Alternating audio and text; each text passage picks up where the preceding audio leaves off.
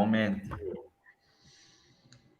Olá, bom dia, boa tarde a todos quando virem gravados, né? Estamos aqui no mais um ADM Júris, nosso segundo, com o Ricardo Campelo, que é o diretor jurídico da ADM Paraná. Ricardo, bom dia, como é que está você? Tudo bem? Bom dia, Ricardo. Tudo bem? Prazer estar aqui mais uma vez com você.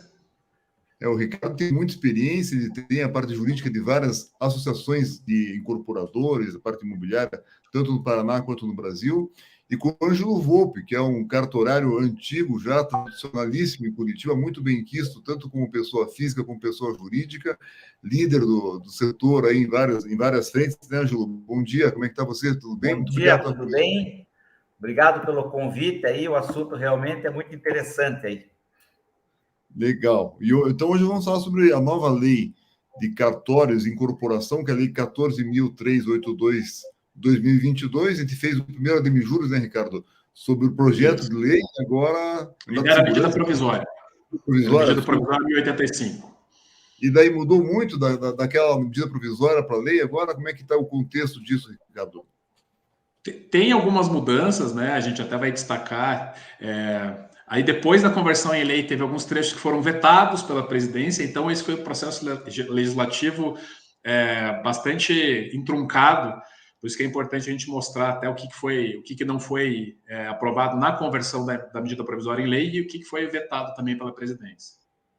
É legal, eu li a lei, achei assim que teve alguns avanços, né, Volpe? O que você sentiu, Volpe, para o público em geral, para os incorporadores, que são o nosso público? Quem quiser fazer perguntas, quem está assistindo, fique à vontade de fazer perguntas que a gente vai conduzindo junto com a Ana aqui, que está nos auxiliando. O que você achou, Volpe, do contexto da lei? Olha, eu achei muito boa, como sempre, a gente sempre quer mais, né? Mas o que veio é muito bom. Eu acho que tem algumas notícias alvissareiras aí para a gente do mercado imobiliário. Ela agilizou, né, o serviço do registro de imóveis, ela trouxe algumas maneiras de se resolver as coisas fora do judiciário, como o distrato de compromisso de compra e venda, a questão da adjudicação, né, ou seja, a adjudicação explicando aqui para os leigos que não são do direito, quando você tem um contrato como comprador ou como vendedor e não consegue fazer a escritura definitiva, essa ação chama-se adjudicação compulsória. Isso tinha que se fazer no registro de imóveis, tinha que se fazer no judiciário, e agora dá para fazer direto no registro de imóveis. Então, tanto o comprador quanto o vendedor, o Ricardo vai falar sobre isso. Então, é muito bom. Vamos aproveitar a nossa hora aqui, porque o assunto é bacana. Tem novidades boas. Ótimo. A gente viu que os prazos encurtaram, os custos talvez mudaram também. Ricardo, quer pôr a tua apresentação e tocando aí o roteiro? Aí tu vai batendo papo no meio ali. Hoje eu fico à vontade de comentar quando quiser também. Okay, vamos em frente. Vamos lá. Então, bom, ela é uma lei, né? Essa lei 14.382, que é o resultado da conversão da medida provisória 1085. E houve muitas críticas já desde que a medida provisória saiu, que esse era um tema muito complexo.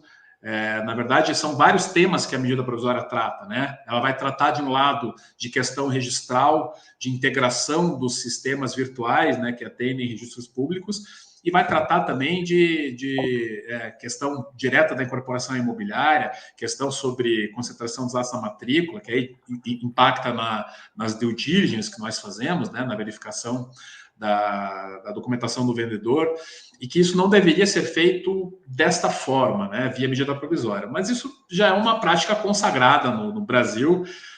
Quando está muito difícil avançar um projeto de lei, ele vem via medida provisória e aí vai para o Congresso, né? E quando essa medida provisória, né, já em vigor, né, temporariamente, ele foi para o Congresso, foi o momento que o mercado imobiliário, e principalmente as entidades também de registros públicos, ficaram em polvorosa. Houve muitas discussões. Dentro do mercado imobiliário havia divergências sobre vários dispositivos. Dentro das associações registrais e notariais também houve divergências. E houve mais de 300 emendas apresentadas no Congresso, né, de propostas de alteração no texto da medida provisória quando fosse convertido em lei. Né? Mas fato é que, após muitas dúvidas, a lei foi publicada. tá? Então a gente vai tentar cobrir hoje, né? Em 1 hora a gente consegue mais fazer um overview dos principais temas que a lei acabou trazendo de novidades. O primeiro deles, então, é a criação definitivamente agora do SERP, né? Isso já era tratado em legislações anteriores, mas agora sim veio, então, essa disposição para que encaminha a criação do SERP, né? Que é o Sistema Eletrônico de Registros Públicos, né? Então, é um sistema eletrônico público que possibilitará o acesso de forma remota e eletrônica de cidadãos e de empresas aos serviços dos registros públicos, né? Então, a ideia é que os usuários dos sistemas de registros públicos possam fazer esses acessos, né? Possam utilizar, pedir certidões, fazer protocolos, visualizar matrículas, tudo de forma online e de forma unificada, né? Acho que é importante colocar isso.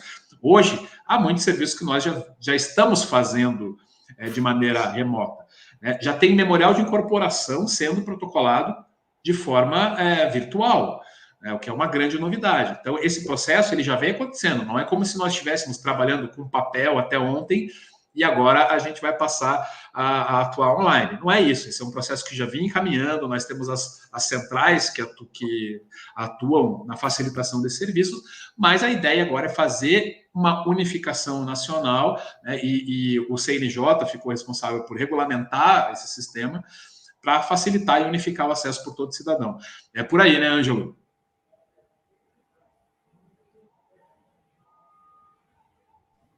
Se o Volpe está me ouvindo, você quer fazer algum comentário? O Ângelo liderou por muitos anos essa digitalização toda, né, Ângelo? Tá, pode abrir o áudio, Ângelo, por gentileza. É verdade. Tá, eu estou com problema tô com problema na comunicação aqui. Será que é o meu? A gente está te ouvindo. A gente está te ouvindo. Ah, é? Estamos te ouvindo, sim. Estamos te vendo e te ouvindo. Ah, então tá bom. É que falhou um pouquinho do Ricardo aqui quando ele falou. A pandemia trouxe essa possibilidade da gente assinar tudo remotamente no cartório, né? Todas as escrituras, até testamento se pode fazer hoje remotamente. E mais recentemente, agora, nós temos uma plataforma de assinatura de documento particular em que nós estamos dando gratuitamente para as partes uma assinatura digital de cartório. Então, também contrato de compra e venda, contrato de locação particular, pode ser feito tudo remoto pelo cartório, né? Temos avanços aí realmente fantásticos. Então, esse é o principal tópico, né? O principal tema da lei.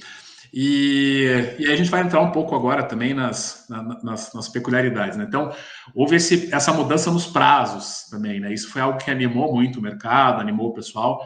As certidões, em geral, elas passam a ser fornecidas, né, num prazo máximo pelo registrador e pelo tabelião de 5 dias.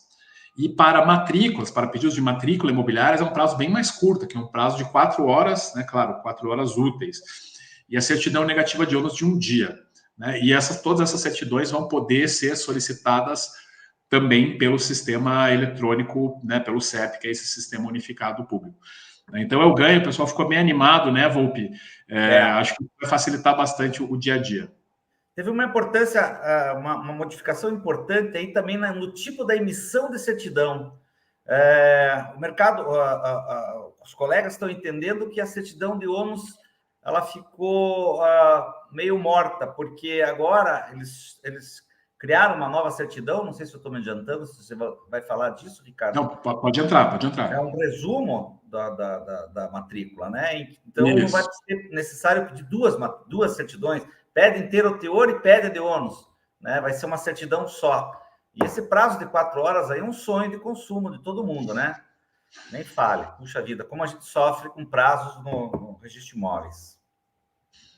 Esse foi um tema que realmente o pessoal gostou muito dessa novidade. E aí, já avançando então para as novidades específicas da incorporação imobiliária, né, esse aqui foi um item que animou muito, né, os empresários, aí, os meus clientes gostaram muito dessa novidade aqui, que a gente já tinha tratado na live anterior. Esse texto foi mantido, né, não foi mexido, Então, o que mudou? Né? Como que o texto da lei de incorporações, a lei 4591, ela dispunha nesse artigo 32, né? O texto anterior, o incorporador somente poderá negociar as frações ideais de terreno, né? E aí vai além, após o registro do memorial de incorporação e os seus documentos. Então, existia uma regra, uma proibição geral de fazer qualquer tipo de negócio sobre aquelas unidades.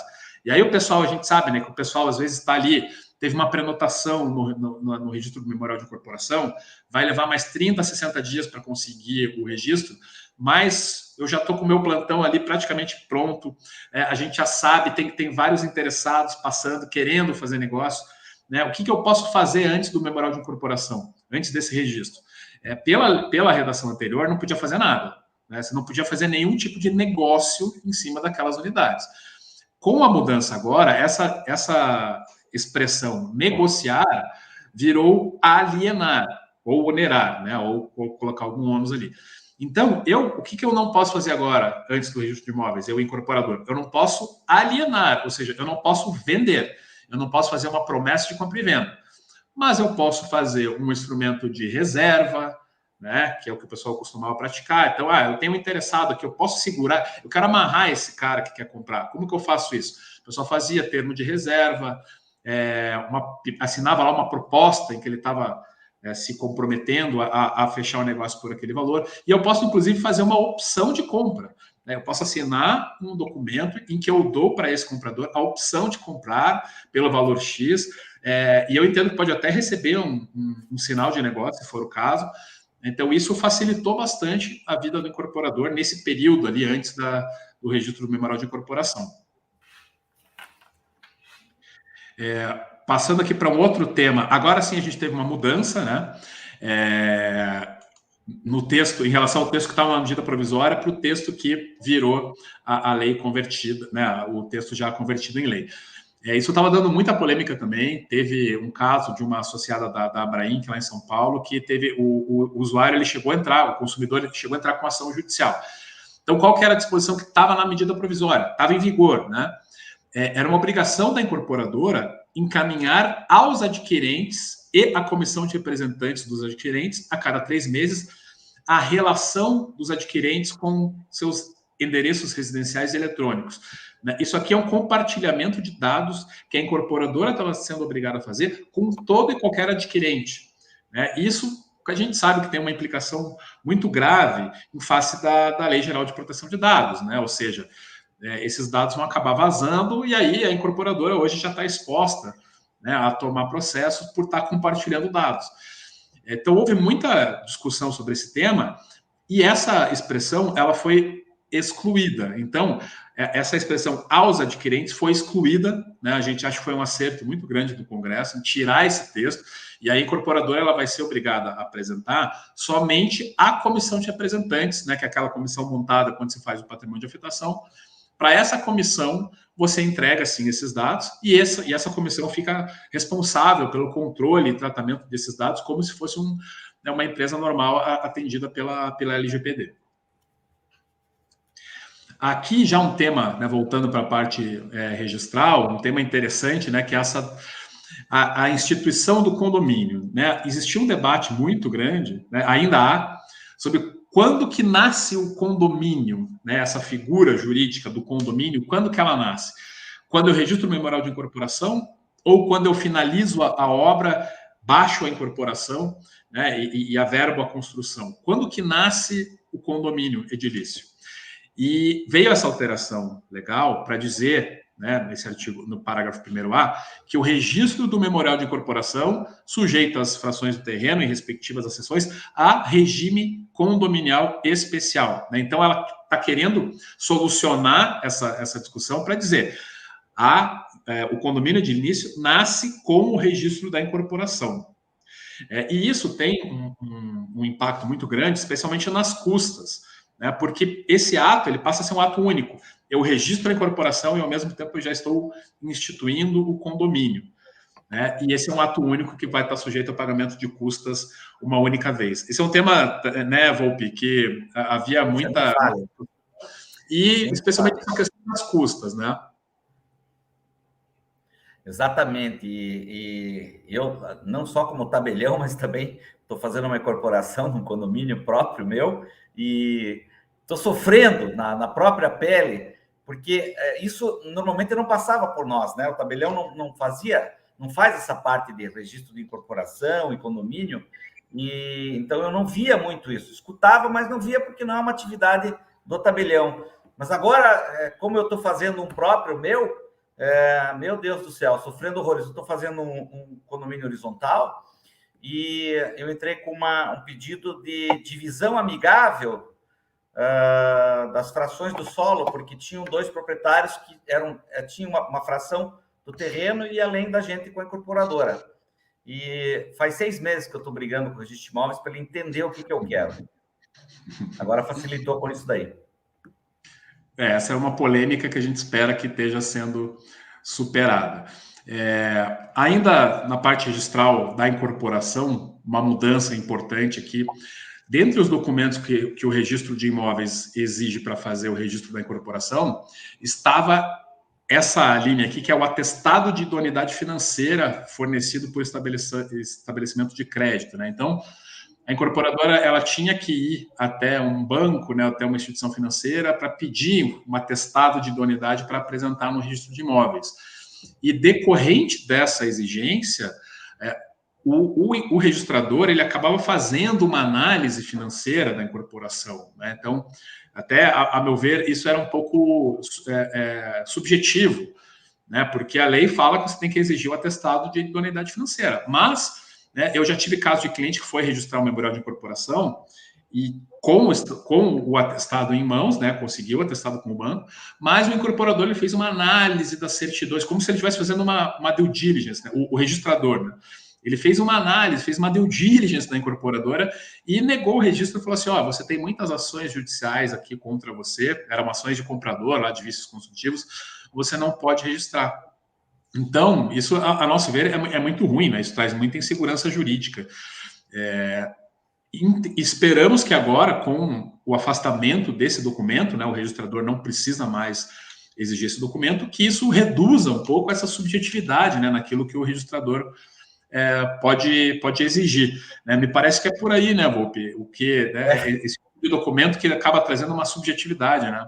E mais uma vez, no meu caso, eu tenho um filho mais novo, ele só tem conta em banco, desses bancos aí, digitais. Eles não sabem nem o que é isso, não fornecem isso. Então foi um problema, uma dificuldade para conseguir, né? Isso aí realmente é uma bobagem, porque se você apresenta todas as suas certidões cíveis, né? Você já está provando a tua idoneidade. Já está por ali, nada melhor do que isso, né? Precisa de um banco para dizer que você tem idoneidade financeira. É uma coisa absurda que demorou para cair, né? A gente sabe que o registrador ele tem esse papel, né, de filtrar, fazer um filtro ali e atestar uma segurança daquele empreendimento, né? Mas eu acho um problema quando isso leva para avaliações subjetivas, né? Já falamos isso em outra oportunidade aqui. Então, acho que essa mudança veio em boa hora. Eu achei que ficou bom aí também, Ricardo, no meu caso, e no caso de quem vende condomínio horizontal, tem um cliente meu que vai ficar com lote e quer dar esse lote em garantia já no banco para pegar uma verba para construir o imóvel lá. Então, acho que isso é interessante também para o pessoal que mexe com horizontal, aí, com condomínio horizontal. Uhum. Agora vamos entrar aqui num ponto específico dessa parte do horizontal, que é a possibilidade de você fazer incorporação de casas isoladas ou geminadas, né? Deixa eu contextualizar qual que é o problema. Então, nós temos 2 figuras jurídicas de empreendimentos imobiliários, que todos conhecem bem, loteamento e a incorporação, que é um condomínio, né? Então, no loteamento, as ruas são públicas, as áreas, né, comuns, elas são todas públicas, elas não são áreas comuns do empreendimento, né?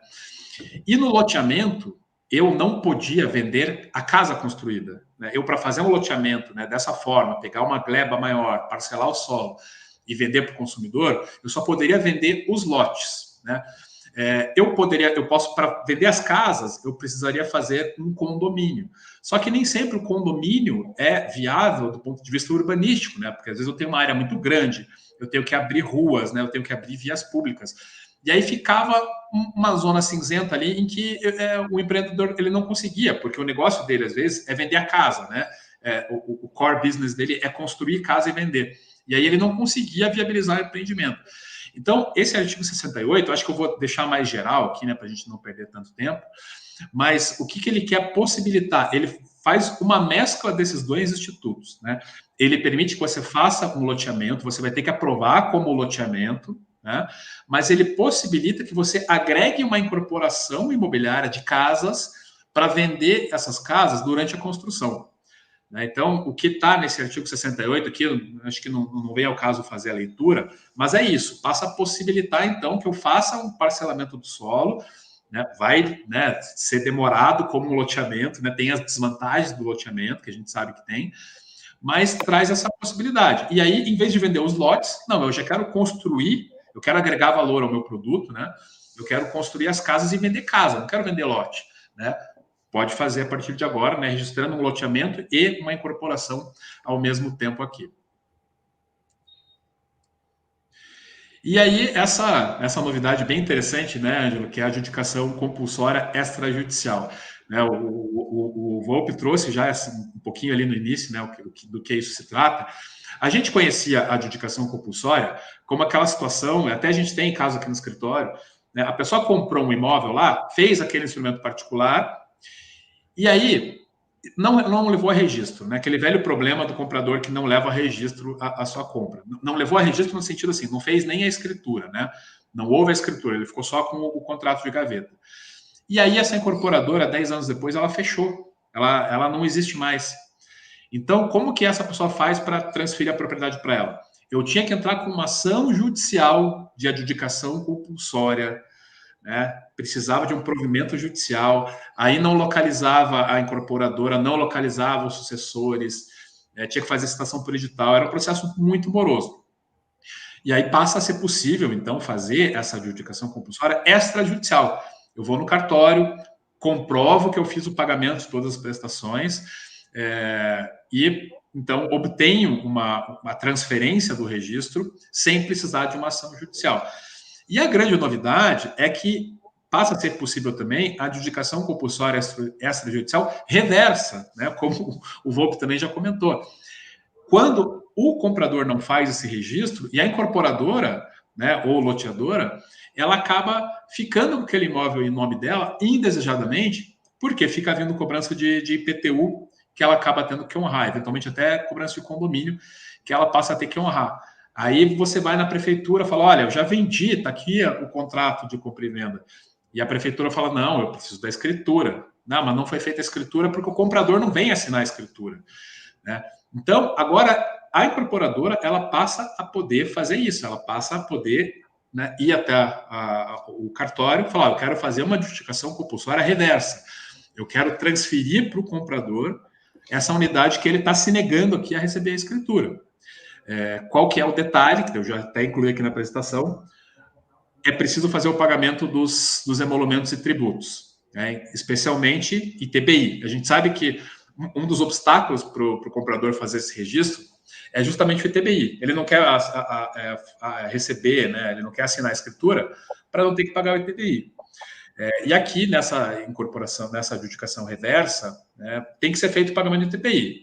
Se o comprador não fizer e a incorporadora quiser adiantar, ela pode fazer e depois, claro, vai entrar como quem deve pagar, né, era o comprador, ela pode entrar com uma ação de regresso contra esse comprador. Falar assim, olha, eu tive que fazer isso, eu tive que fazer uma adjudicação porque você não estava recebendo a escritura, eu paguei o seu ITBI, então que estou buscando uma indenização. Isso muitas vezes acaba sendo, né, pode ser interessante, porque a gente vê casos em que a incorporadora fica 10 anos recebendo a execução fiscal de IPTU desse comprador. Então, às vezes, é melhor fazer esse procedimento, né? Paga o ITBI, cobra dele, né? E evita ficar lidando com o problema de IPTU. Né? Então, acho que essa é uma novidade muito bem-vinda, né, Volpe?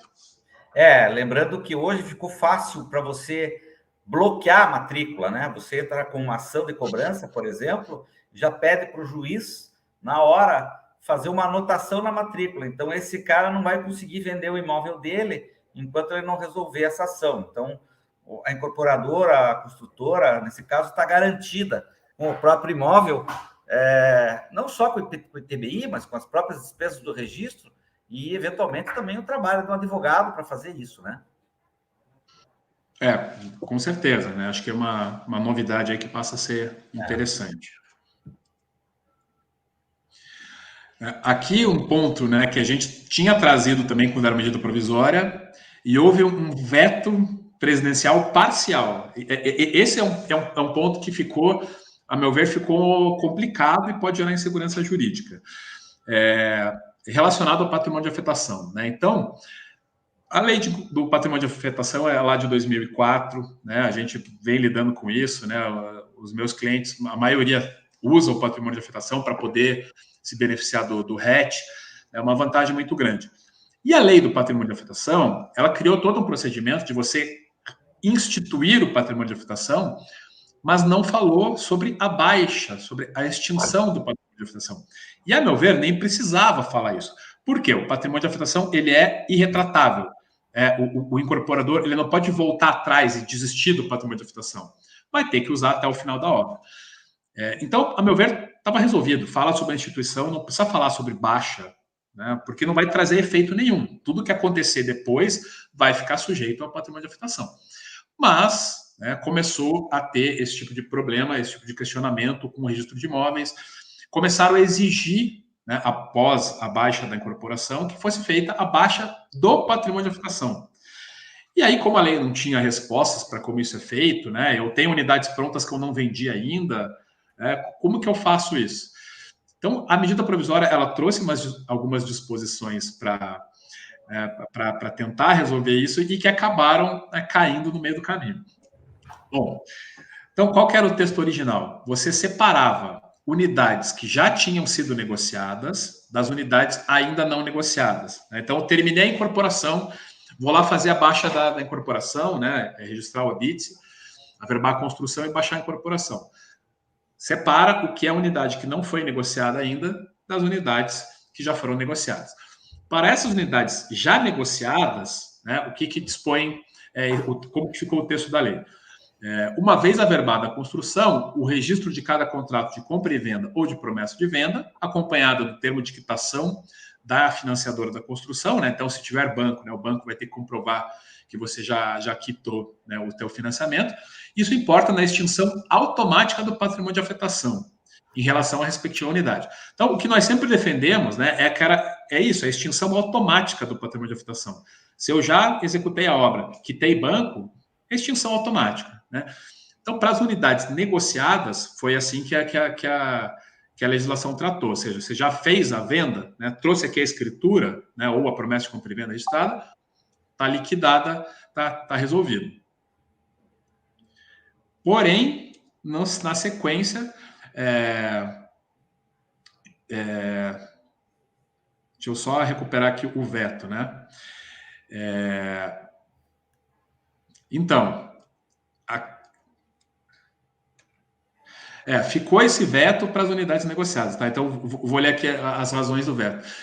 Então, diz lá, a proposição legislativa dispõe acerca da extinção do patrimônio de afetação e determina que, averbada a construção, o registro de cada contrato de compra e venda ou promessa de compra e venda, termo de quitação, importaria a extinção automática do patrimônio de afetação.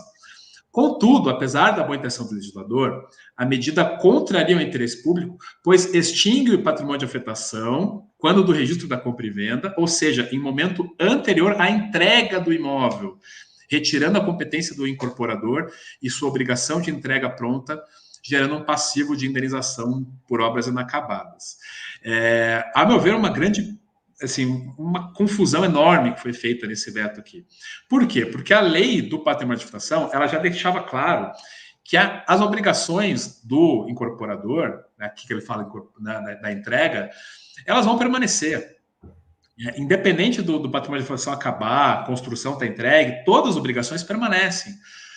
Então, foi feita essa confusão, agora, né, tem que fazer a extinção formal e veio esse veto dizendo, não, mas se você fizer a extinção formal do patrimônio de afetação, você está acabando com as obrigações do incorporador. Não era isso, a extinção era só registral, mas houve um veto, né? E o veto foi só sobre essa parte das unidades já vendidas, né? As unidades não vendidas, né, veio essa disposição dizendo então que, né, de novo, quando da extinção integral das obrigações do incorporador perante a instituição financiadora, a afetação das unidades não negociadas será cancelada mediante averbação sem conteúdo financeiro do respectivo termo de quitação na matrícula, né? Então, o que está dizendo a lei? As unidades não negociadas, né, aquelas que o incorporador não vendeu durante a construção, você tem que fazer um termo de baixa do patrimônio de afetação delas, né, que também, a meu ver, é uma bobagem, né, não deveria ter que fazer essa extinção, mas é assim que ficou na lei. Então, tem que ir lá e baixar especificamente a averbação daquela unidade que não foi negociada. E aí, qual que é o problema? Qual que é a discussão que acontece? Né? Como que ficava o RET, né? O que isso impacta no RET, né? No regime especial de tributação. E nós temos, né, um parágrafo 3º que dizia que a extinção do patrimônio de afetação das unidades do inciso 1 do caput e do parágrafo 1º desse artigo não implica a extinção do regime de tributação. Então, acaba criando toda uma confusão em que eu tenho que identificar, né, qual que é né, se a unidade está negociada ou não, se eu vendo depois, isso afeta o RET ou não. Eu acho que aqui acabou ficando confusa a disposição. Ricardo, posso fazer um pequeno porém aí? Estão ouvindo? O RET, quem está ouvindo, a maioria do incorporador conhece bem, mas o RET, para quem não conhece, é uma vantagem tributária que o incorporador tem ao fazer o patrimônio de afetação, que é uma maneira de garantir, em teoria, quem comprar um imóvel na planta vai ter mais segurança jurídica, porque esse patrimônio vai estar destacado do patrimônio do incorporador, e para beneficiar essa garantia, há uma vantagem tributária ao incorporador, que varia se é Minha Casa Minha Vida, ou Casa Verde Amarela, ou não, mas é uma grande vantagem. Então, o incorporador quer sempre ter essa vantagem tributária, que dá uma grande diferença, por isso que ele não quer perder o RET. Só para deixar isso mais claro, pode continuar. Não, bem esclarecido, Ricardo. Né? E até aí, já nessa sequência, né, eu trago... Existia uma discussão já antiga sobre se o RET ele é válido para as unidades que eu vender depois do habite. Então, eu já terminei a obra, eu não tenho mais incorporação imobiliária, né, porque ela foi baixada, mas eu fiquei com estoque. Né? Eu vou vender essas unidades após o habite. Né? E a gente já vinha com discussões judiciais, já tinha decisões até dizendo que o RET ele se aplicava mesmo para as vendas feitas depois do habite, e que o RET abrangia todas as unidades integrantes daquele memorial de incorporação. Então, isso já estava caminhando para uma pacificação. A gente tinha, inclusive, uma alteração legislativa já anterior, né, que é esse artigo 11A, na Lei 10.931, deixando mais claro que o regime se aplicava, né, o RET ele também se aplicava para as unidades vendidas após o habite, mas o que aconteceu? Esse parágrafo, né, da Lei 14.382, que eu acabei de ler aqui, esse parágrafo 3º, ele estava repetindo isso, só que ele foi vetado. Né? Então, aqui eu estou trazendo o veto, ele foi vetado. Ele foi vetado porque fala aqui que é um tema tributário. Então, eu acho que a lei foi mexer em algo que não precisava mexer, que já estava esclarecido, e aí vem esse veto que pode gerar confusão para dizer, não, mas olha, né, foi vetado esse artigo, então o RET não se aplica para vendas após o habite. Né? Nós continuamos defendendo que ele se aplica. Esse artigo aqui, da Lei 10.931, ele continua vigente, tá? Então, a nosso ver, continua, sim, válido o RET, mesmo para as unidades que você vendeu após o habite. Mas eu achei importante ilustrar aqui, porque eu tenho certeza que isso vai dar discussão. Eu tenho certeza que vai haver, né, reclamação, vai haver dúvidas, porque realmente foi um processo legislativo que acabou ficando muito truncado. Né? Não sei se o Ângelo tem a mesma visão, acho que foram mexendo num ponto que não precisava mexer. A meu ver, era só dizer que o patrimônio de afetação ele tem extinção automática e não precisava separar unidades negociadas, não negociadas. O que você acha, Rupi? É uma besteira, pelo menos não ficou caro, porque é um ato só e sem valor, né? Pelo menos isso. Mas vai dar trabalho, né? Pois é, vai dar trabalho e talvez insegurança jurídica. Agora sim, um tema, né, bem interessante. A gente, né, trabalha muito, né, eu tenho certeza que lá pelo Ângelo passa muita coisa sobre, né, due diligence imobiliária, ou seja, né, quando o incorporador, ou mesmo uma pessoa física, uma pessoa qualquer, vai fazer a compra de um imóvel, né, vai comprar um terreno. O que eu preciso fazer, né, quais cautelas eu preciso adotar para aferir que aquela venda é segura e que eu não vou perder esse imóvel porque o vendedor tinha uma dívida lá, né? A gente sabe que esse é um tema super difícil. Eu já vi gente que perdeu o imóvel porque fez a verificação das certidões, mas o vendedor tinha uma ação trabalhista tramitando em outro estado que já estava lá quase em fase de execução, e aí a ação trabalhista, a gente sabe como é que é, né? Como que pensa o juiz do trabalho, né? E foi para cima do imóvel, esse comprador perdeu o imóvel. Então, é importante trazer um histórico aqui, né? A Lei 14.382, ela fez uma alteração na Lei 13.097, né? E acho que é importante explicar o que a Lei 13.097, lá de 2015, trazia. Era aquele princípio da concentração dos atos na matrícula. Então, qual que era a ideia lá em 2015 do legislador quando fez a 13.097? Né? E aqui tem o João Pedro Lamana Paiva, que é um registrador famoso lá do Rio Grande do Sul, foi a pessoa que mais defendeu essa tese, né? E que esse princípio fosse consagrado na nossa legislação.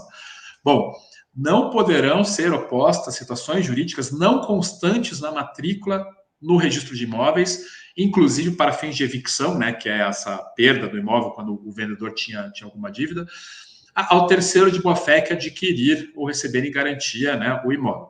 Então, o que a lei fazia aqui? Né? Ela tirava do comprador do imóvel o ônus de fazer essa checagem. E ela transfere o ônus, né, de zelar pela sua obrigação ao credor. Então, o que a lei estava dizendo? Em vez de eu penalizar esse comprador de imóveis que apareceu lá uma dívida lá em outro estado, né, que tinha uma dívida que não tinha como ter conhecimento, em vez de penalizar o comprador do imóveis, eu vou jogar um ônus aqui para o credor. Olha, se você tem alguma ação, se você tem um débito, se você tem algo que pode gerar um débito com relação a essa pessoa, e essa pessoa tem um imóvel, esse devedor, então você leve essa dívida para a matrícula do imóvel. E aí você torna essa informação pública, e aí sim você vai poder, eventualmente, alegar aí, né, um problema com relação àquela venda. Isso é o que trouxe a Lei 13.097. Só que houve uma discussão, né, na época, porque depois da Lei 13.097 veio o Código de Processo Civil, entrou uma discussão sobre técnica legislativa aqui terrível, e na prática a gente não sentia segurança jurídica para aplicar plenamente a Lei 13.097. Então vem agora a Lei 14.382 e faz essa inserção que, a meu ver, ela é muito clara, né, e agora, né, realmente não ficam mais dúvidas. Então, a Lei 14.382, ela alterou a 13.097 para incluir, para acrescentar esse dispositivo aqui.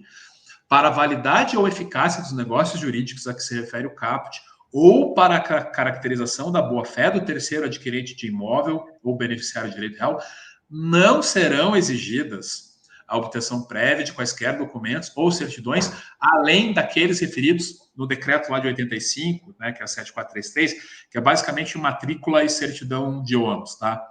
Então, para você ser considerado um terceiro de boa-fé na compra do imóvel, não serão exigidas certidões além da matrícula e certidão de ônus.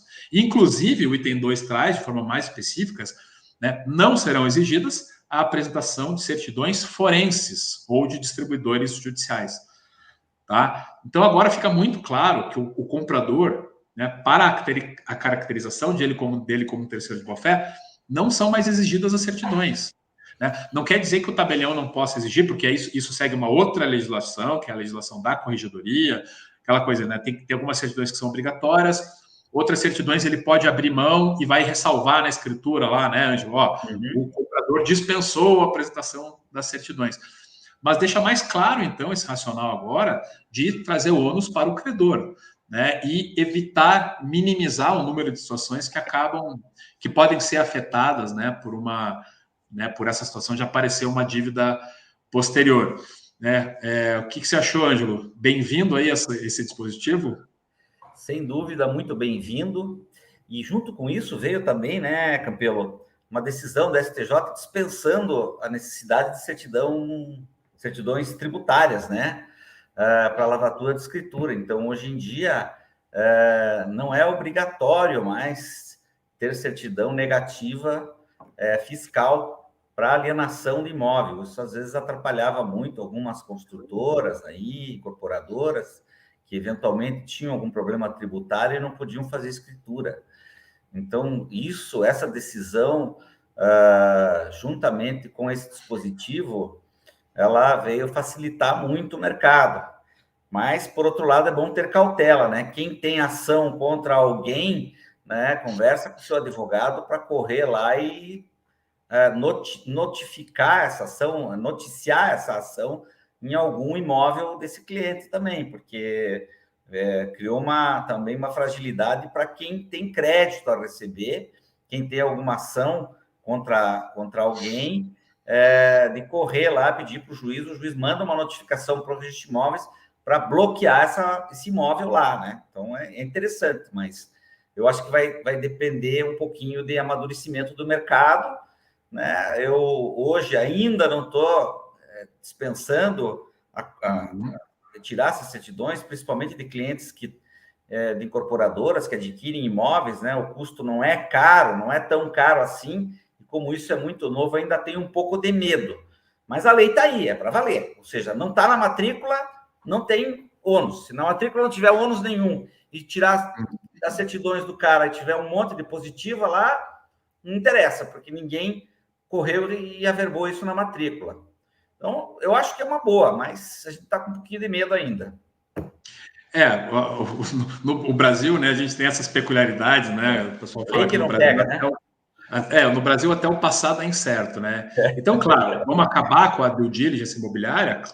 Não é isso, né? Eu até, né, já tive alguns clientes que tive conversando sobre essa questão da nova lei, e a minha orientação vamos continuar fazendo o levantamento das certidões forenses, até porque nas certidões de distribuição, você não necessariamente vai encontrar uma dívida, né? Não é só uma dívida que você está buscando. Às vezes você tem uma questão de desapropriação, por exemplo, né? Tem uma ação que vai impactar numa desapropriação. Você tem algum problema ambiental, né? E as questões ambientais, a gente sabe que elas acompanham, né, o imóvel. Se ficar lá um débito ambiental, uma multa ambiental, isso acompanha, né? O comprador, ele leva esse débito. Então, isso vai aparecer numa certidão forense. O que eu acho que facilita a partir de agora, né? Às vezes você vai fazer a compra do imóvel de um terreno, né, de uma empresa, que é uma empresa muito grande, que tem, né, uma atuação enorme. Fatalmente, uma certidão de distribuição dessa empresa vai mostrar lá 50, às vezes 100 ações judiciais. E aí, o que a gente tinha que fazer na lei anterior? Eu tinha que pegar cada uma dessas ações, identificar o valor da causa, verificar a chance de êxito, né? Pedir certidão de explicativa para saber em que fase estava. Era um trabalho hercúleo, né? Então, embora nesses casos o custo das certidões fosse baixo, né, como o Ângelo bem colocou, o custo jurídico, né, e o tempo que a gente levava para fazer isso era um tempo muito, muito extenso. Então, hoje, eu consigo simplificar, né? Eu vou tentar identificar essas ações ambientais, ações de desapropriação, e essas ações, né, pequenas contra o vendedor, aí eu posso confiar que, aqui está muito claro na lei nova que esse credor aqui, ele tinha o ônus de levar essa ação para a matrícula do imóvel. Se ele não levou, né, eu tenho mais tranquilidade para seguir, né, com o negócio, recomendar a compra aqui para a incorporadora, né, sem precisar fazer essa análise tão minuciosa. Mas, a meu ver, esse é um dos dispositivos mais importantes da Lei 14.382, porque é uma mudança de mentalidade, agora definitiva, né? A Lei 13097 já tinha essa proposta, né, mas precisou levar 7 anos aí de discussão para a gente, enfim, chegar e falar, agora está consolidado esse entendimento. Então, a meu ver, sem dúvidas, é um instrumento positivo aqui, né? Aqui eu terminei a apresentação formal, se a Ana quiser já retirar da tela, mas sem dúvidas um dispositivo dos mais relevantes da lei, né, até porque traz uma mudança, né, acho que o Ângelo falou bem, né, vai ter uma acomodação do mercado agora. Até mesmo com relação a essas informações que vão constar na matrícula, de saber que essas informações elas não bloqueiam a venda. Então, e isso foi uma situação que eu também conversei na época, né, na ADM, no Sinuscom, alguns incorporadores ficaram com medo. Então, eu pensava assim, bom, então, imagina que eu tenho lá uma ação de distrato lá de um cara que ele entende que eu paguei pouco no distrato para ele vai entrar com uma ação de cobrança contra mim. Ele entende que eu fiquei devendo lá 30 mil reais a mais na discussão, né, que ele achou que ele tinha que receber no distrato. Ele vai entrar com uma ação de cobrança contra a incorporadora. E aí ele vai poder averbar na matrícula dos meus imóveis essa ação? Teoricamente, sim. Mas é averbar a existência da ação, não é bloquear a matrícula. E aí eu lembro que na época os incorporadores ficaram, pô, mas eu não quero isso, eu não quero que suje a minha matrícula, né? E isso vai ser uma mudança de cultura de mercado. A gente vai precisar entender que essas averbações, elas não estão sujando a matrícula. Né? Você vai poder vender o teu imóvel, né, o teu terreno, você vai poder registrar uma incorporação, isso não vai evitar o registro de uma incorporação, né? Mas se ele é um credor ou se ele é um pretenso credor, ele pode, com base na lei, tentar levar essas informações para a matrícula. E isso depende de muita coisa, tá? Eu estou simplificando aqui, né? Depende da ação poder levar ou não o incorporador à insolvência, né? O juiz vai ter que fazer essa avaliação. Né? Mas isso é uma mudança, é uma acomodação de mercado. Acho que a expressão que você usou, Ângelo, ela é muito boa. O mercado vai ter que entender esse novo funcionamento, né? Verdade, eu tive cliente que comprou recentemente da Ambev, por exemplo, outro do Bradesco. Aí você vai tirar a certidão, como é que você faz? Né? Vai gastar um saco de dinheiro e não vai resolver nada. Então, nesse caso, para mim, é fantástico. Né? Aproveitar o gancho aqui. Primeiro, parabéns, Ricardo. Acho que ficou muito, muito didático. Deu para ver claramente a evolução da lei, né, em alguns pontos importantes que estava preocupado lá da lei de proteção de dados das pessoas, essa parte do direito também. Mas o Ângelo, ele tocou no assunto do distrato.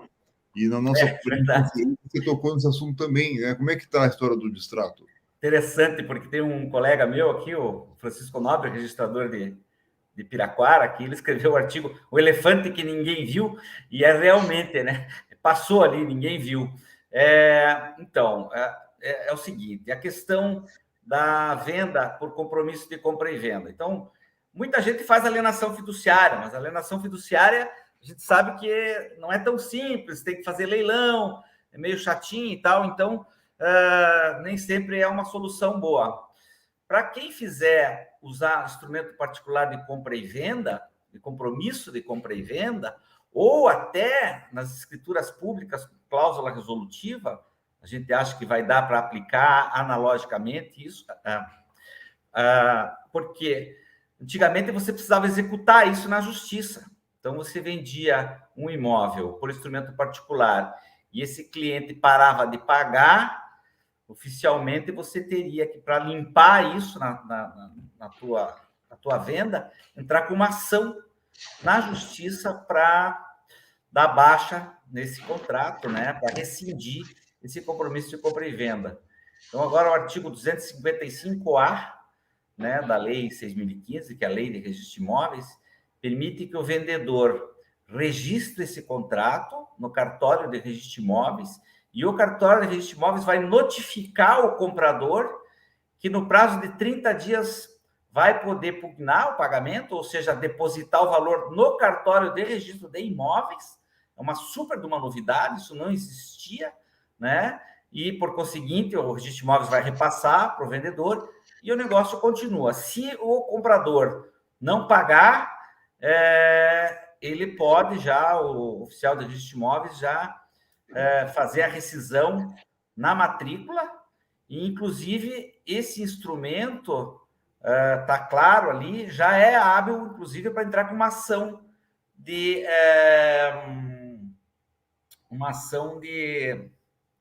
posse, como é que chama, Ricardo? Me ajuda aí. Comissão de posse. Integração de posse, né?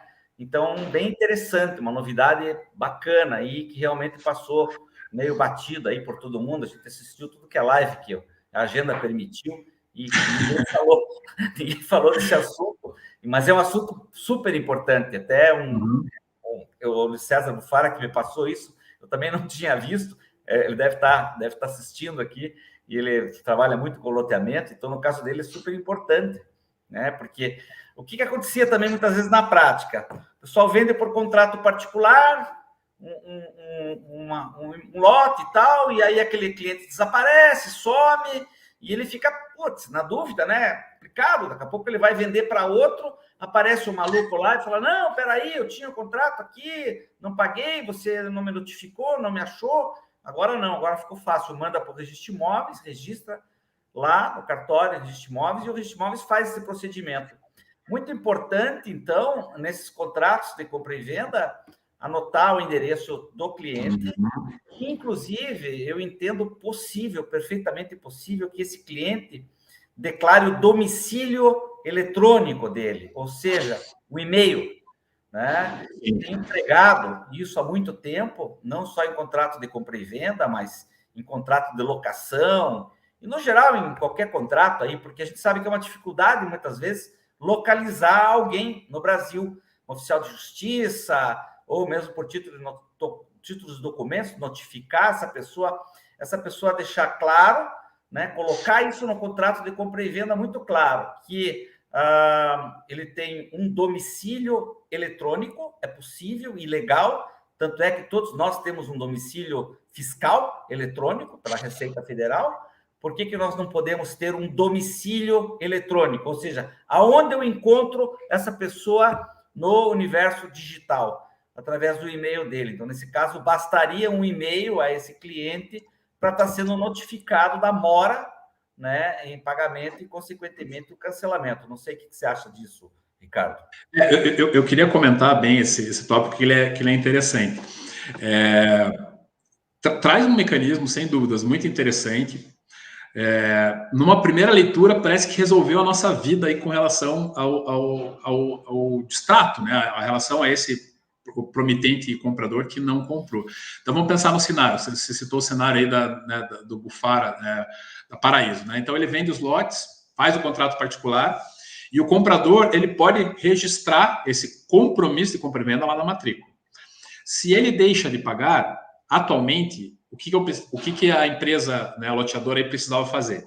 Precisava entrar com uma ação judicial para cancelar essa venda, para rescindir essa venda e obter o cancelamento da matrícula daquele compromisso de compra e venda. E aí a lei permitiu esse sistema, né, que funciona como alienação fiduciária, ou seja, né, então eu, loteadora, eu estou com o meu comprador sem pagar, eu faço a notificação por ele via registro de imóveis, pague, que senão eu vou cancelar teu compromisso aqui. O cara não pagou, o registro de imóveis cancela o compromisso de compra e venda. Como que eu já vi algumas interpretações sobre esse dispositivo.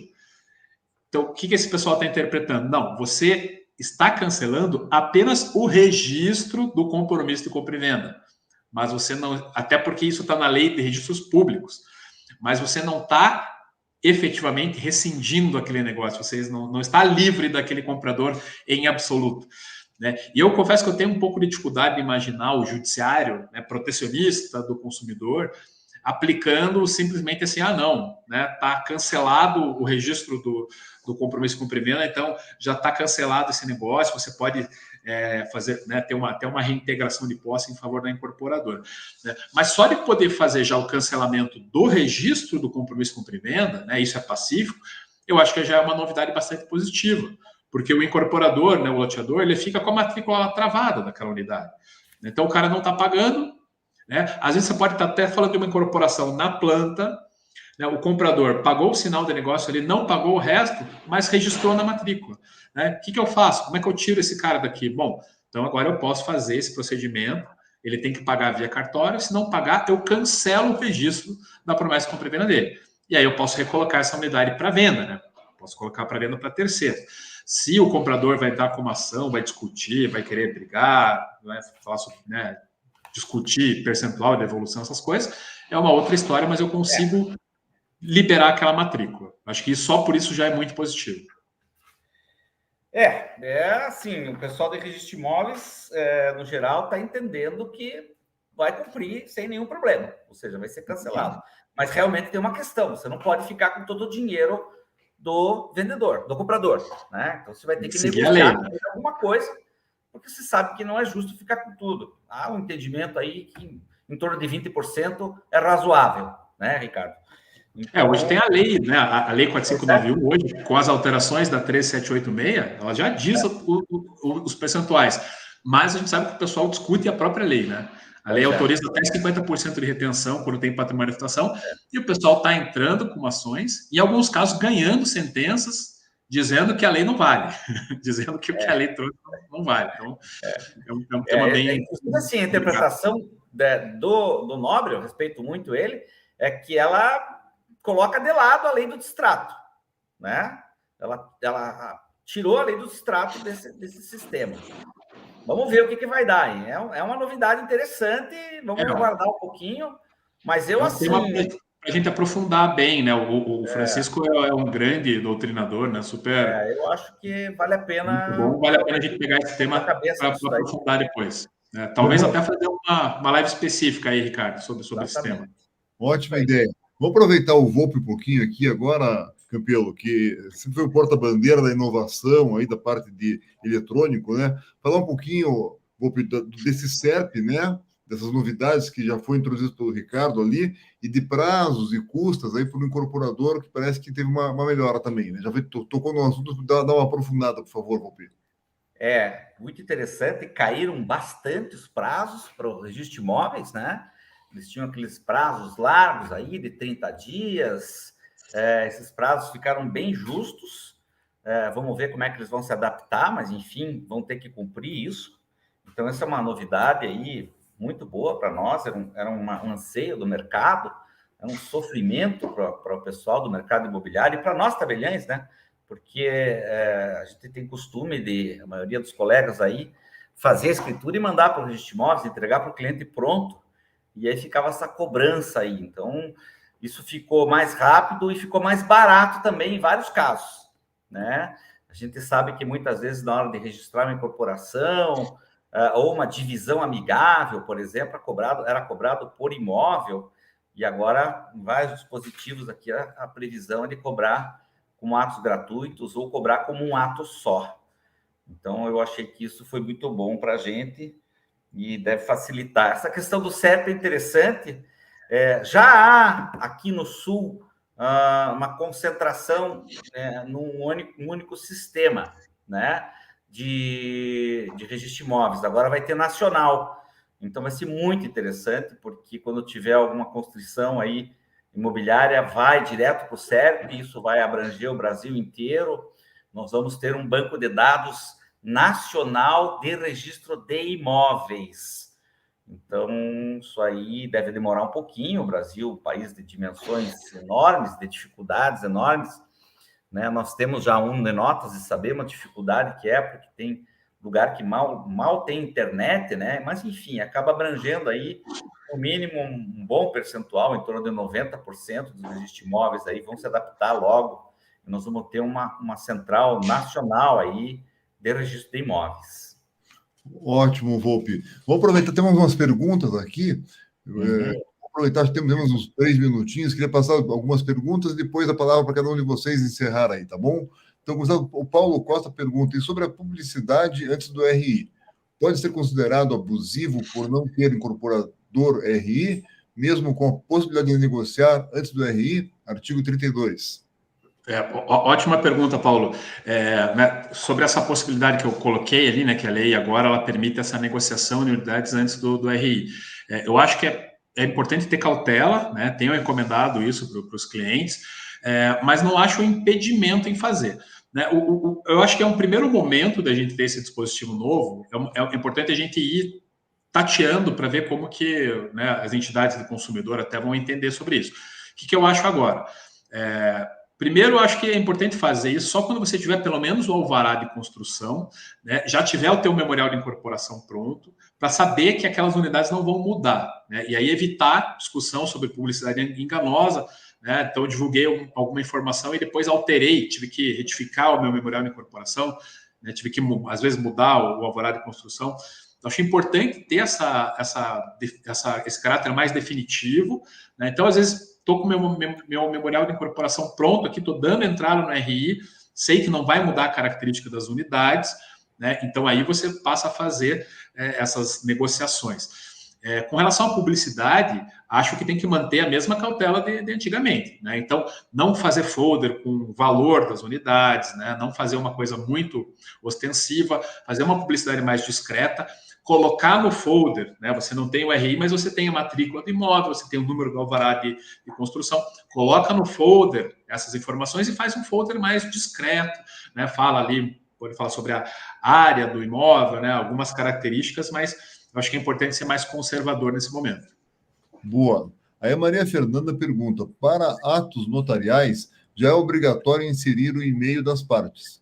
Ótima prática ser usada também nos instrumentos particulares que podem estabelecer a forma de notificação entre as partes. Acho que o Volpe já comentou que tem alguma coisa mais a acrescentar, Volpe? Não, é isso mesmo, né? A gente já tem que inserir em escritura e eu acho que é o caminho aí para notificar as pessoas, né? Endereço domicílio digital. Isso é ótimo mesmo. Aí o Paulo Costa tem mais uma perguntinha aqui, Campelo. Considerando a nova redação do artigo 32 e a possibilidade de negociar a unidade imobiliária antes do RI, poderia o incorporador receber algum valor a título de sinal? Eu entendo que sim, só que a gente tem que entender bem que esse negócio ele ainda não é uma compra e venda. Então, você vai receber esse valor, ele não pode ser um sinal de negócio no sentido tradicional, de que se aquele comprador não der sequência à negociação, eu vou cobrar, né, eu vou reter o sinal. Por quê? É importante, né, a lei ela não permite que eu faça a alienação, que seria o contrato definitivo.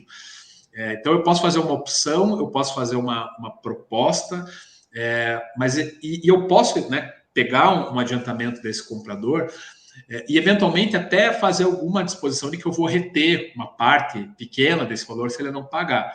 Então, eu entendo que pode sim receber valores, mas eu não posso cobrar lá uns 10% da unidade, por exemplo, e tratar isso como sinal de negócio. Se você não concretizar a sua compra, eu vou reter o seu sinal. Aí eu teria mais cautela, né? Mas pegar ali, né, o pessoal pega milão ali do comprador, falou, milão aqui para fazer uma reserva, para fazer uma opção, eu acho que é lícito e acho que não é abusivo se você, fazendo uma reserva lá, né, que o pessoal fazia, você manteve todas as características da unidade que você prometeu para ele, né? Então, você não tem o RI, mas você já fez na promessa, nessa reserva, já colocou para ele ali todas as características da unidade.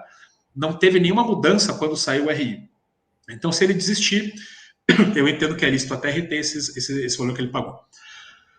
Perfeito. Muito obrigado. Acho que mais uma pergunta só por causa do horário, né? Da Maria Fernanda aqui. Na prática, quais são os critérios objetivos para avaliar a situação financeira do incorporador? Acho que pode ser para você, Volpe, considerando em especial não ser mais necessária a declaração do banco.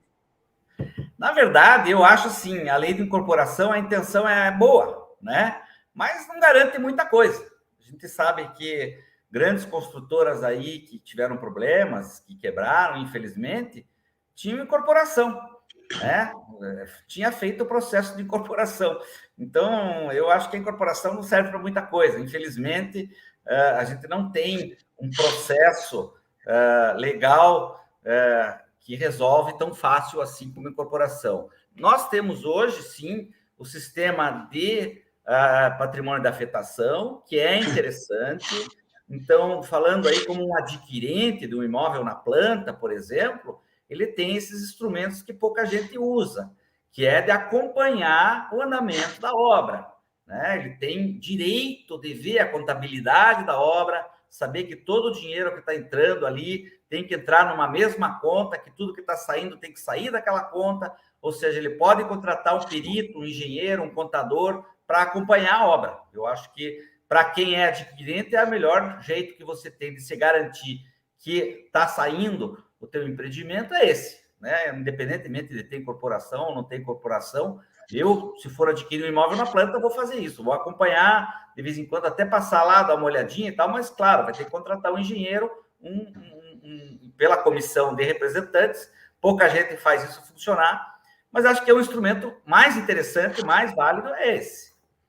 Ótimo, agradecer as perguntas, a interação aí dos nossos ouvintes, e passar a palavra para finalizar, Volpe, primeiro, agradecer por você, uma pessoa de grande um grande expoente nessa área de cartório, de registros e notarial, em Curitiba, sempre uma expressão nacional em relação a tudo isso. Muito bom estar aqui participando com nossos sócios da DEME aqui. Muito obrigado. E passar a palavra para você dar alguma dica ou alguma sugestão aos incorporadores para como fazer uma boa condução dos seus negócios. Eu agora, como eu falei, né, para vocês, eu estou vestindo o sapato do incorporador também, estou sentindo, e realmente é uma dificuldade muito grande, principalmente esse procedimento, esse processo de adquirir um terreno e estudar a viabilidade desse terreno, segurar esse terreno, né, até você saber se realmente vai ser viável, questão ambiental. Tem uma novidadezinha também, que agora a promessa de permuta pode ser registrada no cartório de registro de imóveis. Havia uma dúvida, a maioria dos cartórios não aceitavam o registro da promessa de permuta. Então, a partir do momento que você, adquirente, incorporador, fez uma promessa de permuta com o cliente, leve no registro de imóveis, porque aí esse cliente não consegue vender mais o imóvel.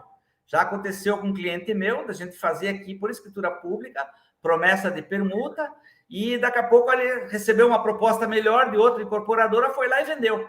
E meu cliente está lá, vai ter que entrar com uma ação, brigar, discutir, só que ele queria o terreno, ele não queria brigar. Então, essa questão do registro da promessa de permuta, aliás, abrindo uma aspas aqui, essa coisa de terreno por área construída, valeria uma live também, né? Eu brinco que na minha aula de pós-graduação lá na PUC, a gente leva 4 horas discutindo as maneiras de se fazer troca de terreno por área construída. Então, também é um assunto muito interessante, muito sensível para terreneiro e para empreendedores, né? É um assunto que vale a pena a gente discutir. Agora, tem uma novidade importante, que é a possibilidade de registrar essa escritura no registro de imóveis, da promessa de permuta. Ótimo. Então, temos já 2 sugestões, né, Campelo, de lives. Aí, uma da permuta e a outra que você comentou. Só para você a palavra, Campelo, mas eu queria, quem está assistindo, fica mais um pouquinho depois que o Campelo falar, porque eu tenho 2 recados importantes aqui. Campelo, obrigado pela disponibilidade, parabéns pela didática ali, o pessoal está parabenizando, foi um dos recordes de inscrições aqui, o pessoal gostou tanto do tema quanto da live aqui. Obrigado, Volpe. E Campelo, pode finalizar, por gentileza. Não, eu que agradeço, Ricardo, agradeço o Ângelo pela companhia aí, né? Mais uma vez, Ângelo, estamos juntos aí tratando desses temas relevantes para o mercado imobiliário. E acho que hoje a ideia foi fazer esse overview, né, como eu falei, porque realmente essa lei, ela é uma lei muito extensa, que trata de vários temas independentes, né? Então, acho que a ideia hoje foi fazer esse overview, mas daqui para frente a gente pode, aqui no nosso ADM Juris, Ricardo, a gente pode separar esses temas e começar a tratar. Então, vamos tratar da adjudicação compulsória, vamos tratar dessas questões do RI, né? Precisa da avaliação financeira, não precisa, né? Posso vender antes, não posso. Acho que tem vários temas que agora a gente pode começar a tratar de forma independente, né? E agradecer todo o pessoal aí pela participação e pelas perguntas enviadas, né? Até a próxima.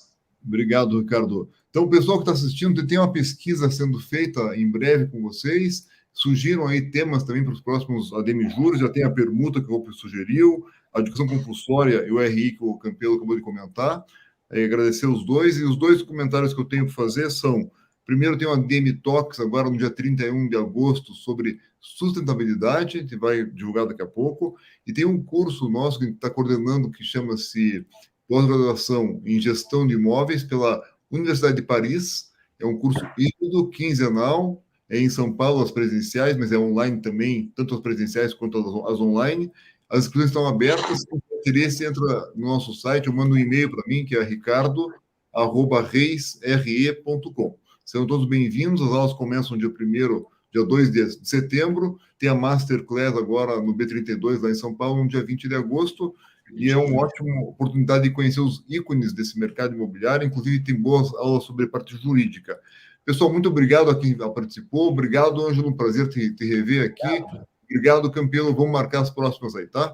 Até a próxima. Agradeço. Parabéns, Campelo, aí. Boa apresentação. Obrigado pelo convite para vocês aí. Estamos às ordens. Um abraço e bom dia. Obrigado a vocês aí. Obrigado, Ângelo. Obrigado por tudo. Parabéns pelo trabalho aí. Até logo. Obrigado. Até mais.